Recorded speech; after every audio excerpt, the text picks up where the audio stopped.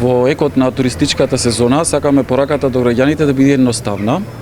Доколку заработувате од издавање под закуп на станови, апартман, соба и слично, тој приход треба да е пријавен.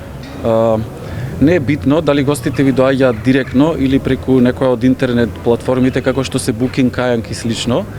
И во двата случаи станува збор за приход кој што треба да биде пријавен и на кој што треба да се плати данок.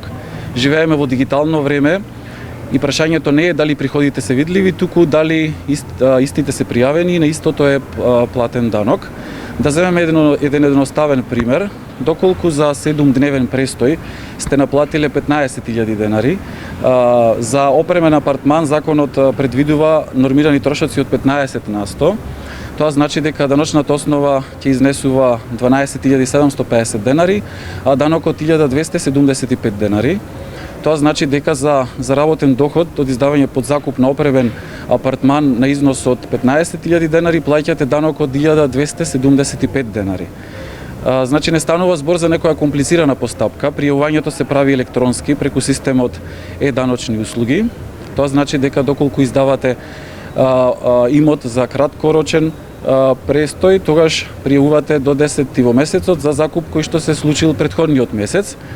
Или со пример, доколку во август издавате апартмани за престој на туристи, имате обврска најкасно до 10 септември да поднесете електронска пресметка преку системот. Откако пресметката ќе биде прегледана и одобрена од службено лице од УЈП, имате обврска да го платите данокот. Тоа е до 15 септември.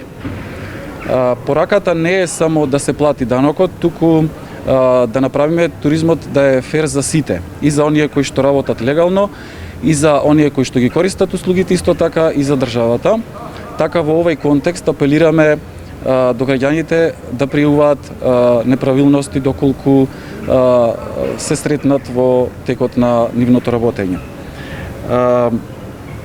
Ако заработувате од туризам, треба да го пријавите приходот и да платите данок, затоа што туризмот започнува да биде фер само од како ќе биде пријавен приходот.